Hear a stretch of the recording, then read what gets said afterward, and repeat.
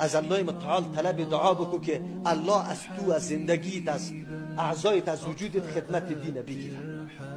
ما میبینیم بسیار مخلوق است ده هوام پرواز بکنه علمش، اما الله از وجودش خدمت دین نگرفته، در خدمت طاغوتا قرار گرفته، در خدمت او مردم قرار گرفته که اولین دشمن دین هستند. خدمت دین از پیش نگرفته. انسان باید بترسه، از الله متعال سوال بکنه که یا الله عمر مرا، وقت مرا ضایع تیر نکنی، در خدمت دین تو قرار بده. این واسه خود انسان نیست. خود انسان تلاش میکنه، میبینه این قلب تو را که چه رقم نیت داری، چه قسم اراده داری، الله برات زمینه را مساعد میکنه. اسباب چه قسم استعمال میکنی، الله برات مساعد میکنه. بسیار سخت است، عمر تیر شده نیست.